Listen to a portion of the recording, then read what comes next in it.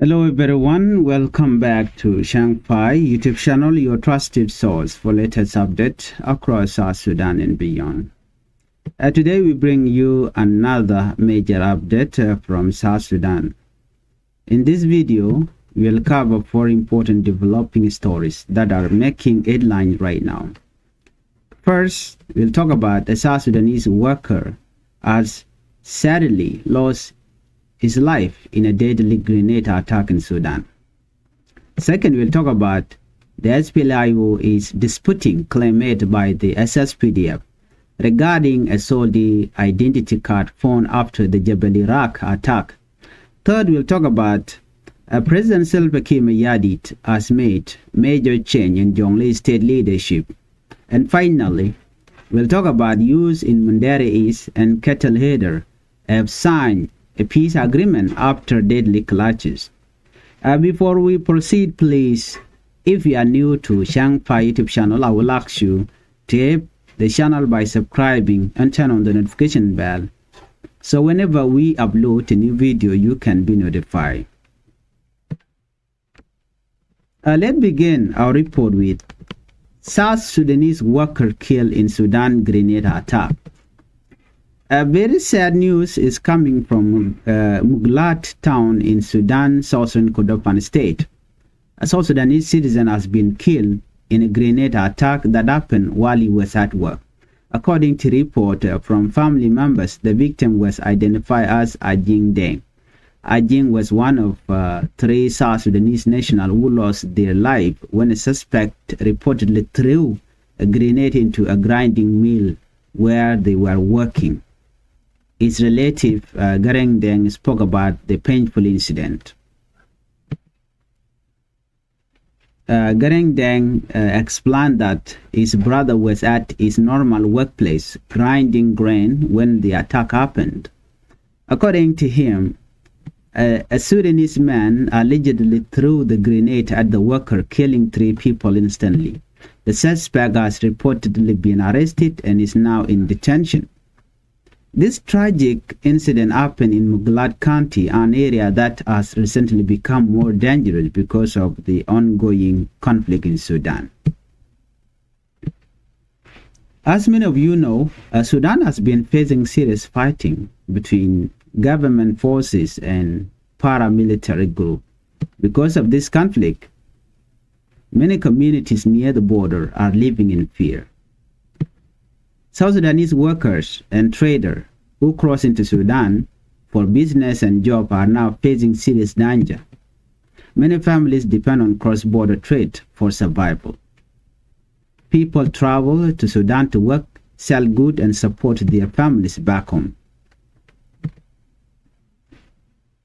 But now, insecurity is putting many lives at risk. According to this information, local sources say attacks against workers and traders have become more common. Some of these incidents are never even reported. This makes the situation even more worrying.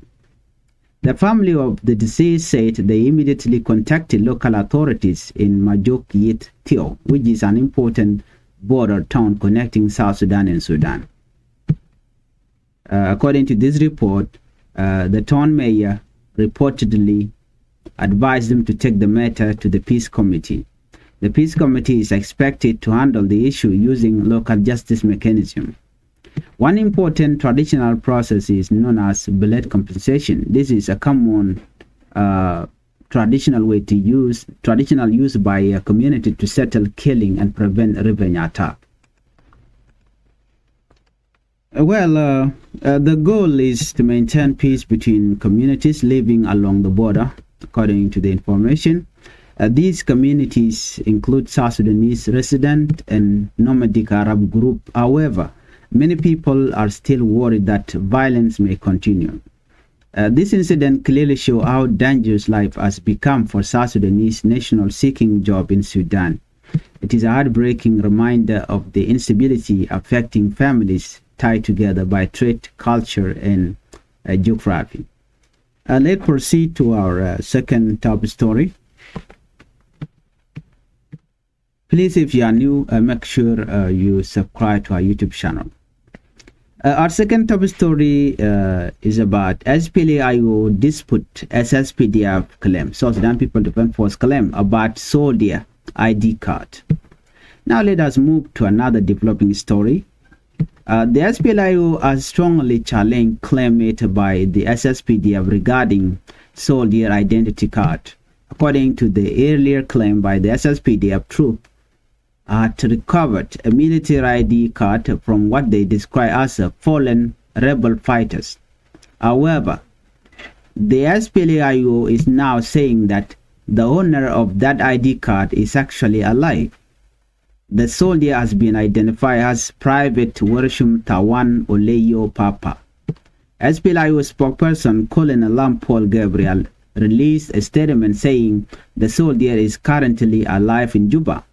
According to the statement, Wershum is a member of the South Sudan People Defense Force, a Garab Infantry Brigade based in Pibor administrative area. The SPLA-IO spokesperson said the soldier is currently receiving treatment for serious head injuries in Juba. These injuries were reportedly suffered during fighting in Lukwangole back in 2020. After being injured, he was later moved to Juba for medical treatment. The SPLA-IO further explained that during a biometric registration exercise, many soldiers were issued identity card. Wershum initially did not receive his card. Later, a brigade coordinator in Juba reportedly helped him obtain one so he could access military office while seeking medical help. However, the statement said the ID card was later stolen. This allegedly happened after he was attacked while returning home from Bilpam. Because of this, he was unable to continue accessing military services. After seeing his ID card being shown in the media, Wershum reportedly went to the police station to report the matter. But according to the statement, Wershum was asked to pay 30,000 South Sudanese pounds to register the case.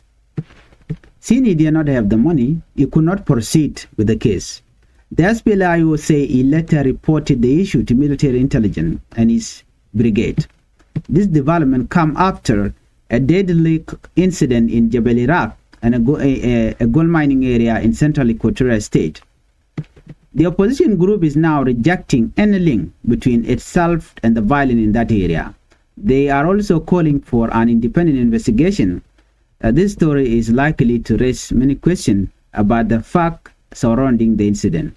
Many people will now be waiting to hear the government response. Let's look at our third top story. President Salva Kiir Mayadi reshuffle Jonglei officials. President Salva Kiir Mayadi has made major change in Jonglei state leadership. A series of Republican decrees were issued announcing the removal and appointment of several officials. This reshuffle affects members linked to the SPLM-IO in the state government. Several ministers were removed from their position. These include the minister responsible for local government, peace building, cooperative development, and gender affairs. In addition, officials from independent commission were also relieved of their duties. These include the Anti-Corruption Commission and HIV or AIDS Commission. The commissioner of Twitch County was also removed. Following this, President Salva Kiir Mayadi appointed officials to replace them. And new ministers have now been assigned to key positions such as local government and law enforcement, peace building, road and bridge, cooperative and rural development, gender and social welfare. A new commissioner for Twitch County was also appointed. This reshuffle is seen as part of ongoing administrative restructuring.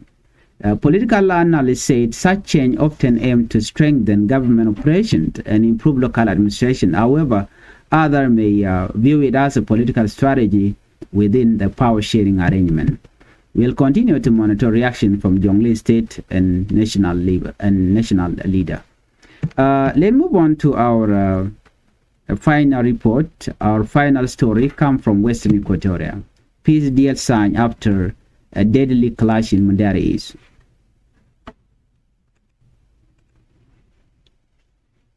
Well, there is some hopeful news after a day of deadly violence in western Equatoria. Youth leader in Wito Payam, Mundari's county, and others, and Mundari cattle leader have signed a peace agreement. According to this information, this followed deadly clash that reportedly killed more than 20 people. Hundreds of people were also displaced from their home. The peace breakthrough happened during a community dialogue meeting early in a place called Mariba Buma. A leader from both sides came together to stop the violence.